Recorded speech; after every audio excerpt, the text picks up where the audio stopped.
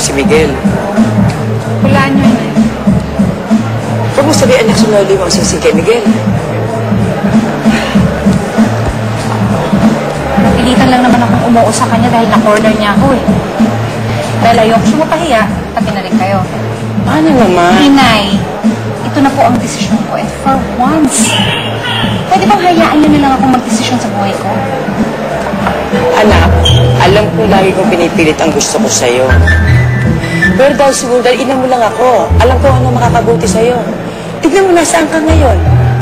Dahil pinili ko yung para sa'yo. Kaya alam ko si Miguel ang para sa'yo. Paano kayo nakakasiguro na tama kayo? Dahil alam ng isang ina kung ano makakabuti para sa anak niya. Kaya pagbigyan mo ng anak si Miguel. Tsaka, engagement lang naman yung anak eh.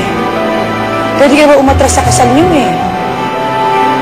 Tsaka, please naman, pagbigyan mo na siya. At gawin mo lang para sa akin. Please.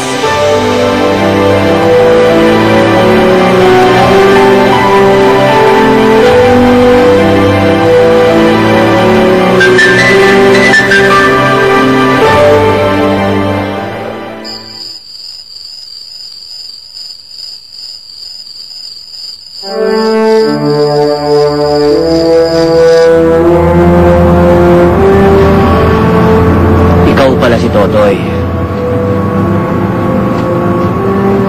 Balita ko, matigas ka.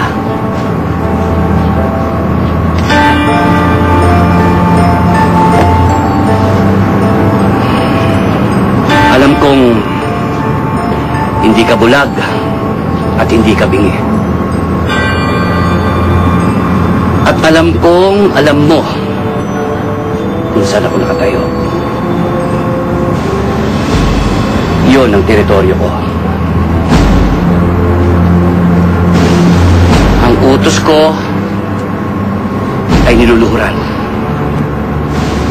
At ang salita ko ay hindi nababalik.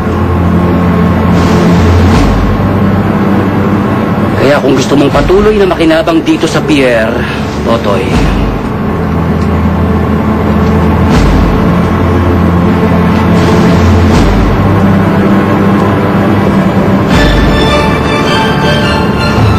huwag kang maging bulag at huwag kang maging bingi. May labang ka bukas.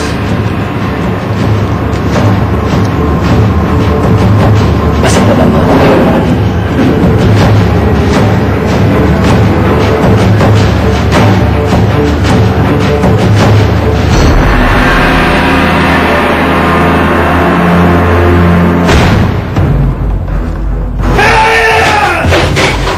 Salang ko sa sunod na laban. Totoy, ano nga palang desisyon mo sa alok ni na Boss Manuel? Lalaban ka ba?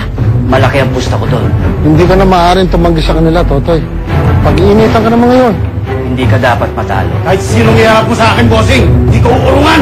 Tonton, huwag ka na lang lumaban. Makakabulunod ka lang ng itay namin.